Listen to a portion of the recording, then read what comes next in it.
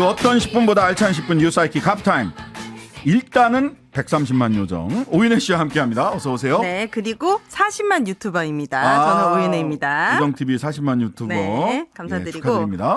오늘 이동관이 사의표명했다라는 이동관 전 방통위원장. 네, 전 방통위원장이 사의표명을 했다라는 뉴스를 봤는데 네. 우선 궁금합니다. 왜냐하면 블랙리스트 의혹부터 자녀 학폭 문제까지 굉장히 문제가 많아가지고 처음부터 사퇴해라라고 했지만 네. 본인은 아주 당당하게 떳떳하다 내가 사퇴를 할 이유가 없다라고 네. 했는데 왜 이제 와서 갑자기 사의표명을 했는지. 본인은 어쨌든 간에 방통위원회가 이게 이제 탄핵이 되면 오늘 의결이 될 게 뻔했단 말이죠. 네. 탄핵이 되면 헌재로 가서 결국 그 판단을 받아요. 네. 그게 짧으면 3개월, 길면 6개월 정도.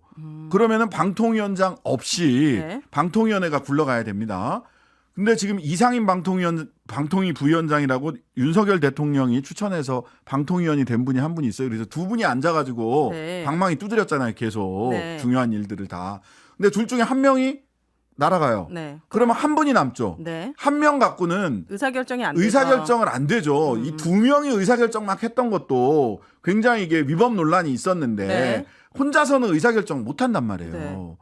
그러면 어떻게 해야 되느냐? 방통위를 굴러가게 하려면 네. 실은 대통령이 임명을 안 하고 있어서 그렇고 국회에서 합의를 못해서 추천을 못 하고 있어서 그렇지 국회에서 3명의 방통위원을 추천을 할 수가 있습니다. 네. 앞서 추천했던 최민희 방통위원은 7개월간 기다리다가 야 더는 못 기다리겠다 하고서 스스로 물러나셨는데 네. 국회에서 3명을 추천을 하는데 2명은 야당목, 그다음에 1명은 여당몫이에요. 그러니까 2대2가 되니까. 그래서 야당목 2명, 여당목 1명이 올라가면 네. 2대2가 되죠. 네. 그러면은 이거는 진짜 합의제로 운영돼야 되는 방통위의 설립 취지에 따라서 네. 합의가 이루어지지 않으면 의사결정하기가 어려워지는 거죠. 네. 그런데 이동관 방통위원장이 지금 스스로 사의를 표하면 네. 새로 대통령이 방통위원장을 임명할 수 있죠. 그러면 3대2가 유지되거나 또는 3대2까지 가지도 않고 또 둘이서? 이상인 요 둘이서 쿵짝쿵짝 할 수가 있겠죠. 결과적으로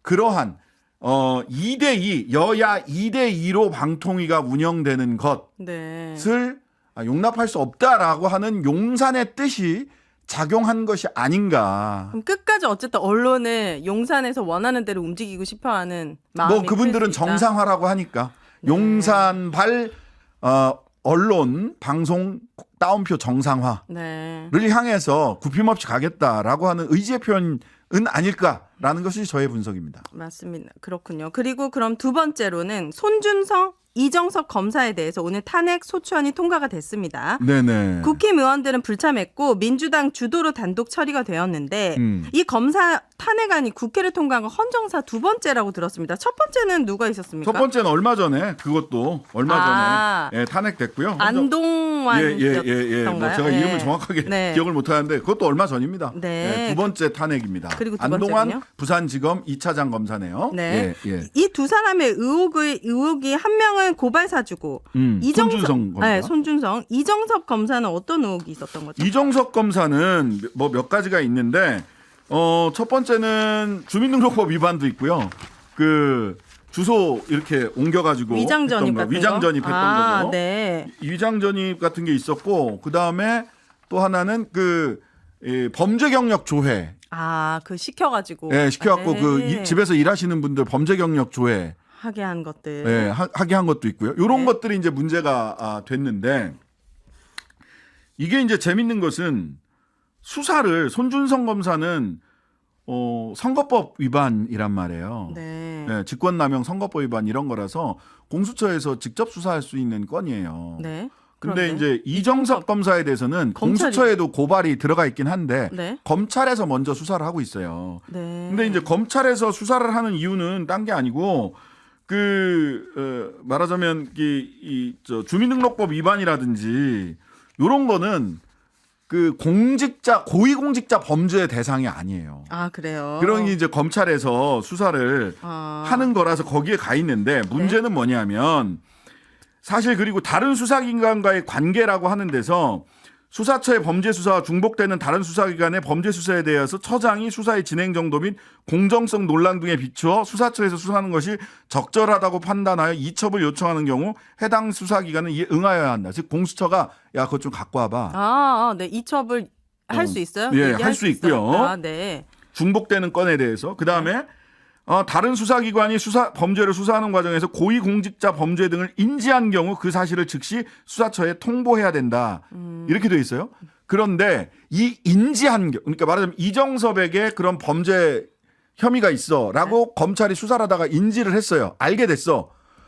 그러면 고위공직자 범죄수사처 공수처에다가 이첩하거나 알려줘야 돼. 일단. 일단 알려줘야 야 그 사건 갖고 와 이렇게 할 수가 있잖아요. 네. 근데 검찰청 예규하고 검찰청 이걸 보니까 인지 이거를 굉장히 좁게 해석을 하고 있어요. 인지는 그냥 안다라는 뜻이거든요. 네. 내가 인지 수사라고 하는 건 내가 알아서 수사하는 거라서 그냥 인식한다라는 네. 뜻인데 여기서 공수처에다가 수사처에 통보해야 되는 인지는 검찰청에서는 검사들은 어떻게 생각하냐면 유죄의 혐의가 거의 기소될 거라고 판단됐을 때만 공수처로 보내겠다라는 식으로 규정이 돼 있어요. 검사 내에서는요? 예, 예. 그래요? 검찰청 안에서. 그러니까 내가 수사 다 하고 여기서는 사실 취지는 자, 그 범죄를 알았으면 빨리 공수처에다가 알려줘. 그럼 공수처는 그 소식을 제대로 들었으면 야, 사건 나한테 갖고 와. 이렇게 가라고 하는 걸로 네. 법은 만들어 놨는데 공수처는 적극적이지 않고 검찰청에서는 인지라고 하는 것을 거의 유죄 혐의 기소할 단계가 됐을 때 공수처에 그래요? 알려주겠다라는 식으로 자기들이 내규를 갖고 있어요. 사실은 전 이런 거 전부 다 법 취지 위반이라고 봅니다. 그러면 공수처로 넘어가기는 힘들 수도 있을 것이고 그럼 이정석 검사 관련된 수사를 검찰이 공정하게 할 수 있는지는 우리가 잘 지켜봐야겠네요. 지켜봐야 되고요. 근데 이제 공수처가 의지를 갖는다면 일단 그 범죄 정보 경력을 조회했다라든지 하는 것은 공수처에서 직접 수사할 수 있거든요. 네. 예. 이 부분은 바로 직접 인지가 되고 고발이 들어갔기 때문에 네. 그냥 검찰청에서 이 사건 정보를 이첩하거나 통지하기 전에 이미 민주당에서 고발을 했거든요. 네. 그럼 공수처에서 의지를 가지고 수사를 하면 되는데 네. 공수처가 요즘은 좀 뜨뜻미지근합니다. 그래요? 언제는 뜨거웠던 적이 있었습니다. 더군다나 아마 공수처는 지금 차기 공수처장 네. 때문에 차기 공수처장 이제 임명 받아야 되거든요. 그다음에 예산부터 뭐 이런 등등등 해서 사실은 좀 발목이 잡혀 있는 게 있기는 합니다. 정부 그래도 측에. 공수처가 맡은 바 일을 해야죠. 힘들게 만들었습니다. 그러니까 일을 해서 국민적인 응원을 받아야지. 신뢰를 받아야죠. 예, 국민적 신뢰와 응원을 받아야 공수처가 살 길이 생기지. 네. 낮고 겸손한 자세를 취한다고 해서 공수처가 살 길이 생길까? 그건 아닌 것 저는 같습니다. 그건 뭐 의문입니다. 자, 그리고 오늘 탄핵 당일 뻔했던 사실 이동관 전 방통위원장 기자회견장에서 또다시 논란이 있었습니다. 네. 자, 이동관 위원장의 질문은 2개만 받고 퇴장을 하자 미디어 오늘 기자들이 이동관 위원장에게 추가 질문을 하려고 했습니다. 영상도 나와 있는데 방통위 직원들이 질문을 막 너무 저지를 해요. 그래가지고 네, 맞아요. 그러더라고요. 이렇게 뭐 직원들과 인사를 해야 된다. 마지막 인사를 해야 된다. 계속 이렇게 강렬하게 이제 막자. 그러면 인사를 하시라. 인사가 끝나면 그럼 그때 내가 질문을 하겠다라고 해서 기다리니까 인사를 다 했습니다. 이동관 네. 전 방통위원장이. 그런데 인사를 하고 바로 차를 타고 가버려요. 네.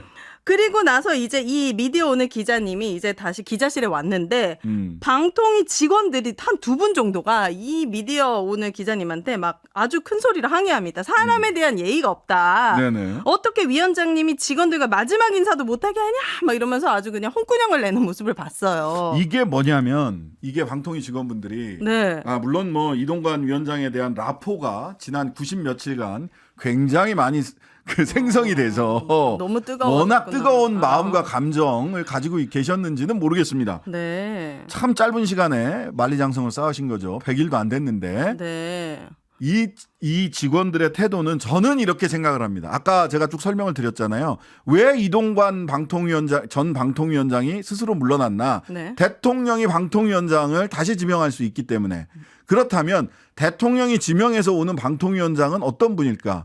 이동관 전 방통위원장이 했던 일을 더 열심히 밀어붙일 수 있는 사람을 임명을 하겠죠. 네. 그렇다면 이 직원들은 이동관 전 위원장에 대해서 뜨거운 충성심을 보여주는 것이 새로 오는 방통위원장의 눈에 드는 일일 것이다. 그분들이 믿고 쓰지 않겠습니까? 끝까지 그러니까 새로 올 분이 이동관 전 방통위원장이 했던 일을 열심히 추진해야 될 사람이 올 거예요. 네. 그렇다면 새로 올 방통위원장이 이렇게 봤을 때 누구를 가까이 두고 쓰겠냐. 이동관에게 충성했던 사람을 가까이 두고 쓸 가능성이 매우 높다. 이 방통위 직원들 국민 세금으로 월급 받는 분들입니까? 그렇죠. 아니 오히려 예의가 없는 분들이 이분들 같았어요. 네. 기자 한 명을 둘러싸고 그리고 기자는 직업이 뭡니까? 질문을 하는 게 기자의 그럼요. 국민을 직업이에요. 대신해서 이 사람 자기 질문하는 사람이에요. 일을 하고 있는데 일을 못하게 막은 사람들이 오히려 예의가 없어 보이는데 그러게 말입니다. 미디어 오늘 기자님들 더 분발해 주시기를 바랍니다. 네. 오늘 3부에서는 이상민, 양지열 두 분과 함께 씬스틸러 통해서 화제 이번 주 화제 인물 만나보도록 하겠습니다. 오늘의 합타임은 여기까지. 감사합니다. 감사합니다. 하루 종일 기다려지는 진짜 시사. 평일 저녁 6시 5분 신장식의 뉴스 하이킥.